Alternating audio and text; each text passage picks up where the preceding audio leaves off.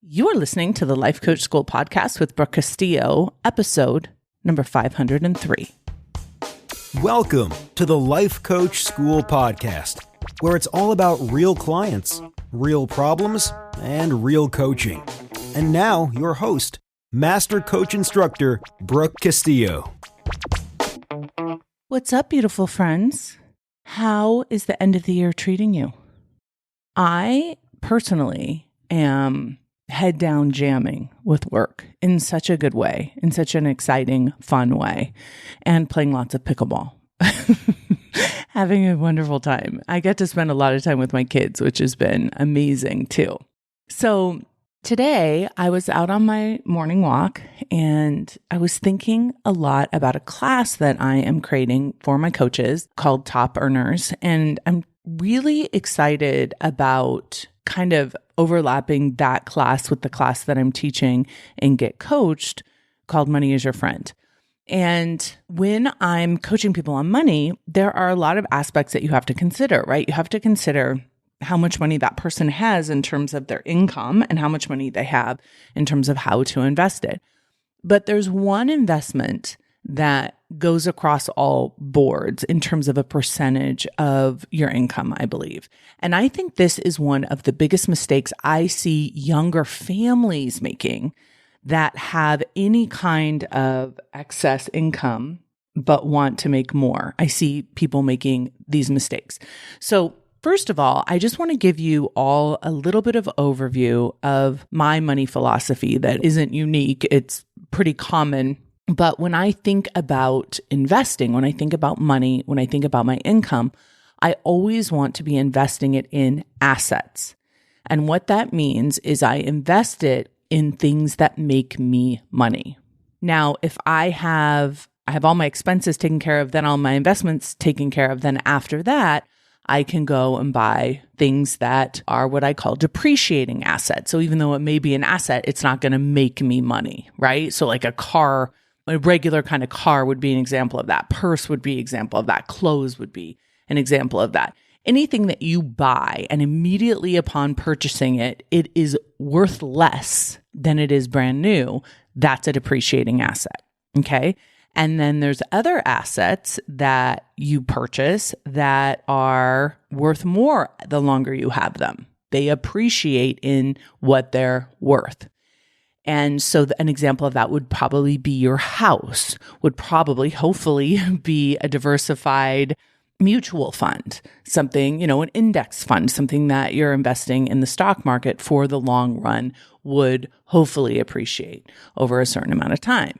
So you want to make sure that you are putting most of your money into things that appreciate because you want to not only be making money when you're working, but you also want your money to be making money, right? So for example, if you put your money into a savings account, it will appreciate in there.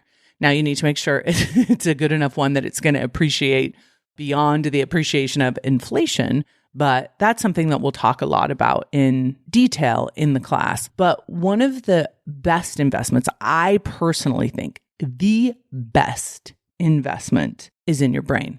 And I'm talking about a financial investment. I'm not just talking about free. I'm not just talking about, what you can get for free, although that is amazing. And I do think that you should invest time in appreciating your brain. But I also think you should invest money.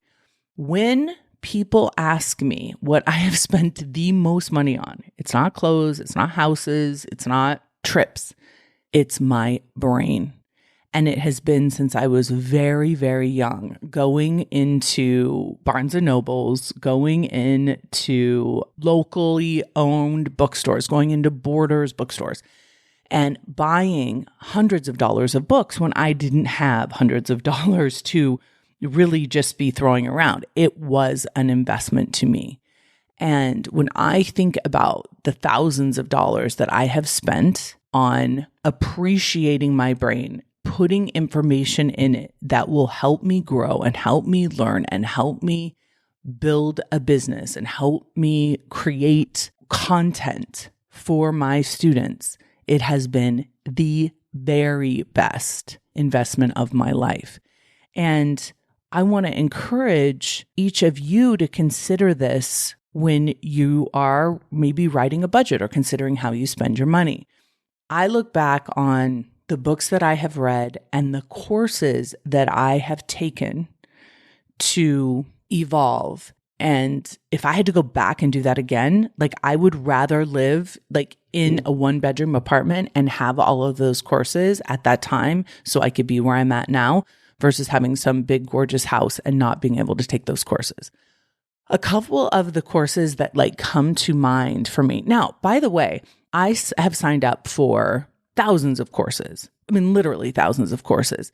And not every course is the right fit for me, right? And you're going to sign up for some courses that may not be a right fit for you. I see all of that as an investment of investigation. So I'll sign up for a course. I mean, I can think of a course that I signed up for. It was on YouTube, a course where I was going to learn how to grow my YouTube channel. And at the time, I thought that was so important. And so I invested a lot of money, thousands of dollars in that course. And when I got into that course, I knew right away, this isn't the right course for me. And I didn't blame the guy giving the course and I didn't complain about it, whatever. It just wasn't a good fit for me. And so I moved on. And I see that still as an investment. I see that still as part of my education. It's kind of like investing in college, and there's some courses in there that you took in college that maybe weren't great, but they were all part of the investment. And that's how I think about it.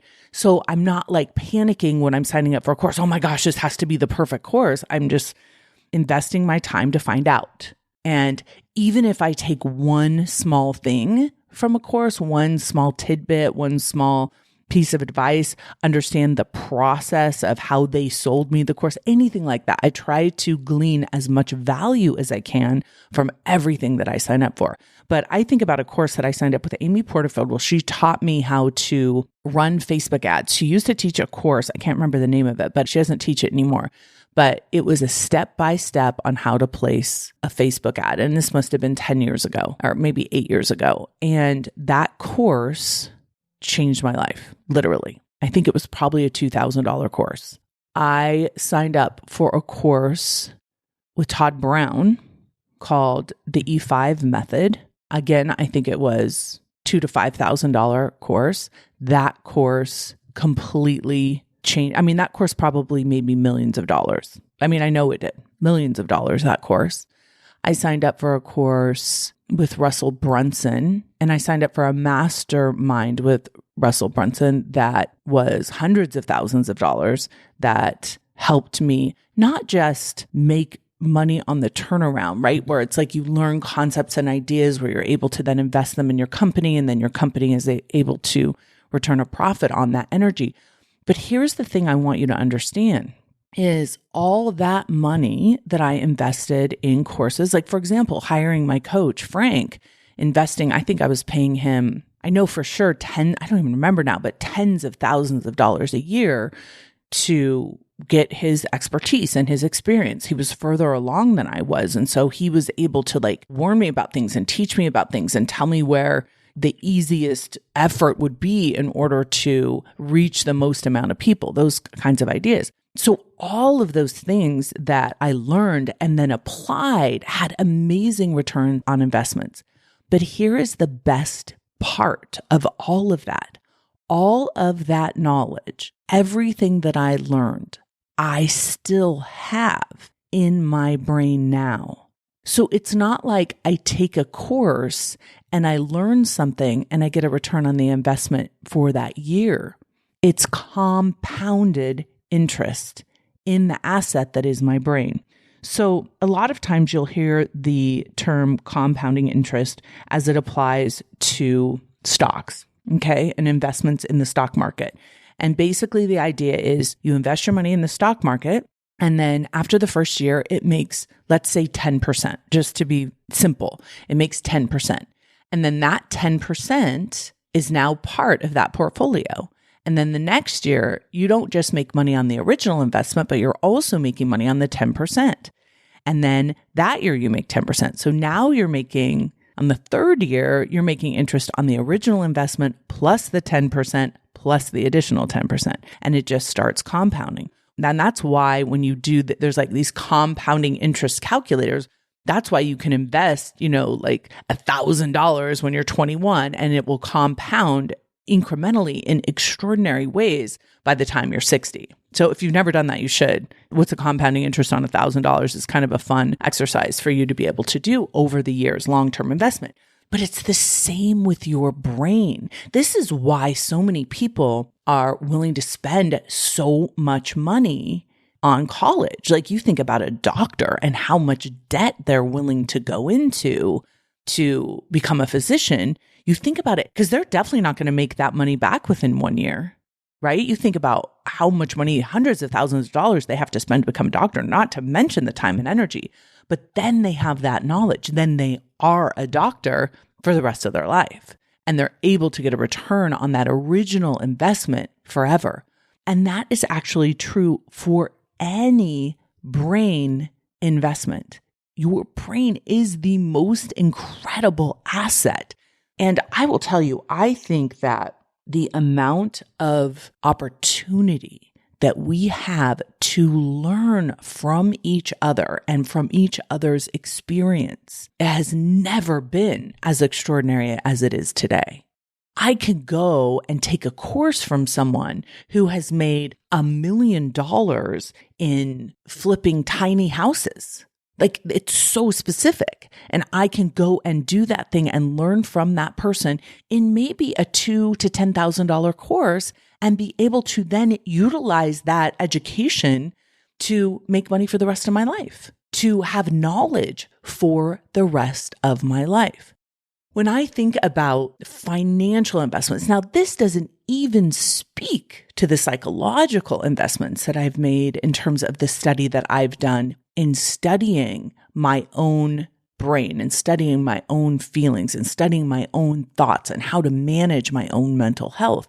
The return on that investment from all of those courses, all of that study, those masterminds, just simply my certification to become a life coach, all of that has had the most extraordinary return on investment in terms of my energy and my ability to work and stay sane, right?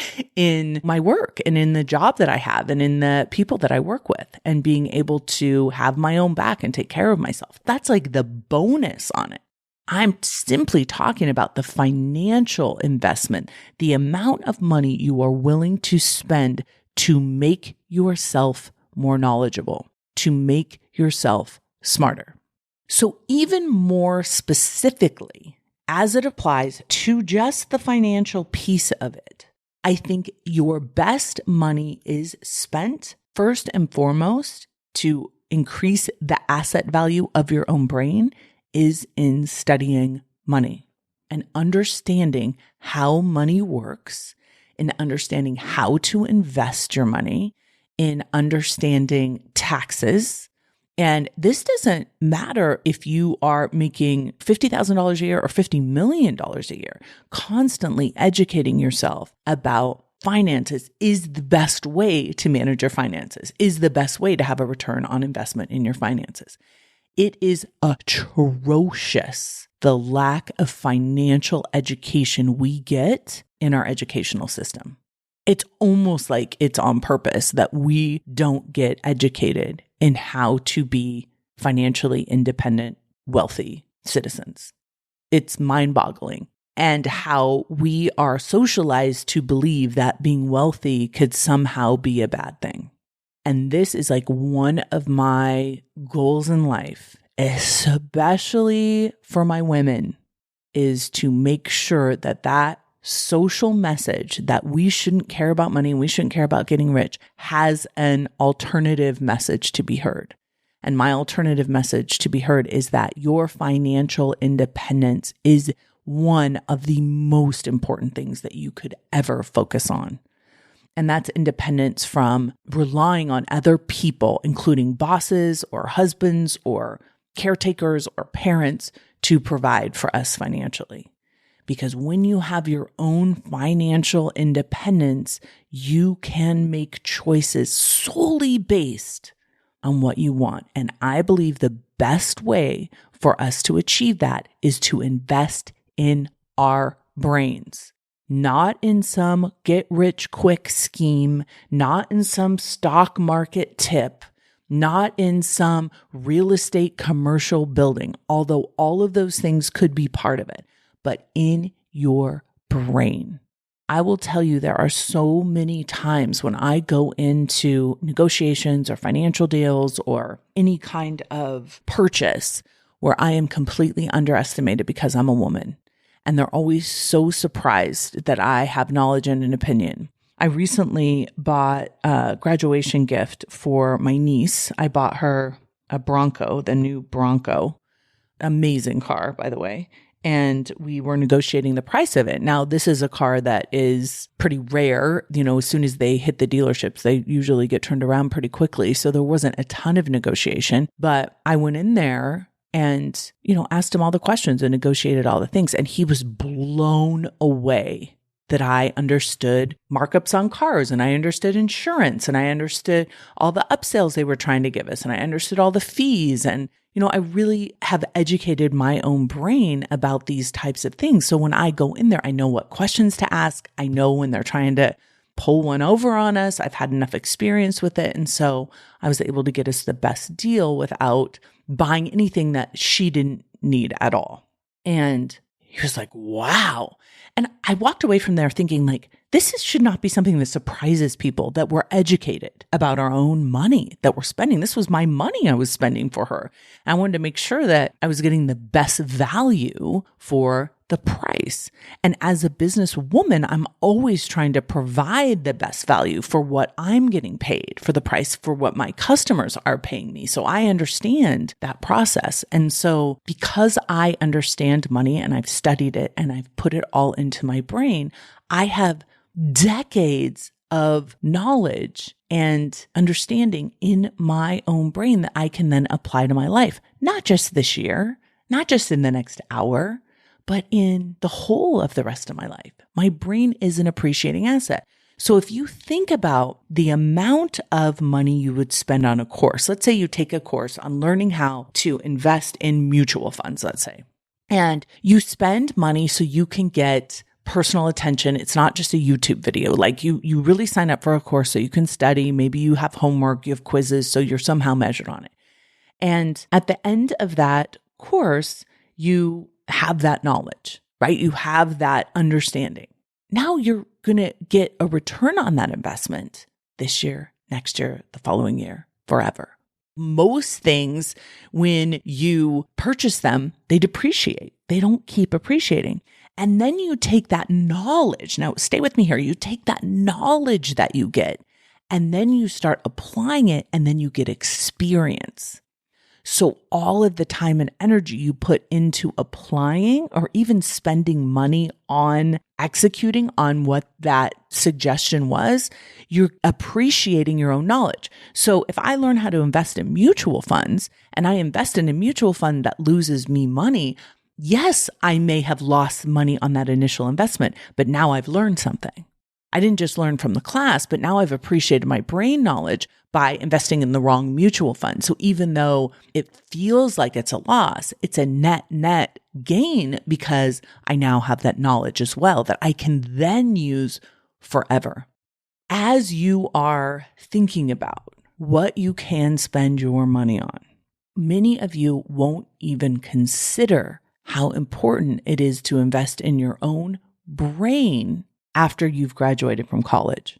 Notice how the first part of our life, that's all we're focused on, is knowledge and learning and becoming smart. And then at some point, when we graduate from college, we start thinking, oh, it's not as important to spend thousands of dollars investing in our brain. Now we should go invest in houses and cars and trips.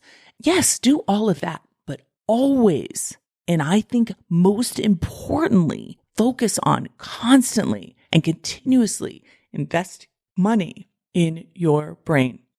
The last piece of this, because I know there's going to be people that will say the best financial investment that you can invest in is also your health. And I would say that if you invest in your brain and in the knowledge of your brain, you will automatically know to invest in knowledge about your health. The costs that most of us will incur with trying to manage our own health and disease and any kind of problem that we have medically with our bodies is going to cost us the most. I saw this thing on Instagram and it basically said, you can have a ton of problems, but as soon as you have a health problem, then you only have one problem. That becomes your main focus. So investing in your brain also means not just investing in understanding money, not just investing in understanding how to invest and how to make more money, but it's also investing in your mental health as a priority to maintain your energy and your vitality, but also investing in understanding your physical health, right? Investing in knowing about your hormones and knowing about how to manage your weight and knowing about diseases and where you're at risk. All of those things are investments in your brain. And when you spend time studying and understanding and learning from people who went ahead of you and investing with doctors and with specialists to understand your own body and like really make your health a priority, you will then have your knowledge and know how to take care of yourself long term. Again, it's one of the atrocities, I think, of our educational system that we are taught more about calculus than we are taught about how to take care of our financial, our mental, and our physical health. It is our responsibility to invest in our brains, in our knowledge about these, so we can then know how to invest our money into making sure we get the highest return on the most important things to us, our health physically, our health mentally, and then also our financial independence, so we can be in control of our own lives and be able to make decisions about what is best for us. I hope you all have the most gorgeous day, and I hope you think today about how you can invest in your own brain to make sure it's continuously appreciating. Have a beautiful day, everyone. Talk to you soon. Bye. Hey, if you've ever wanted to work with me as your coach, now is the time to do it. You can join me in Get Coached in Scholars by going to thelifecoachschool.com/join. This is going to be the best year ever. It's your turn to change your life. Let's go.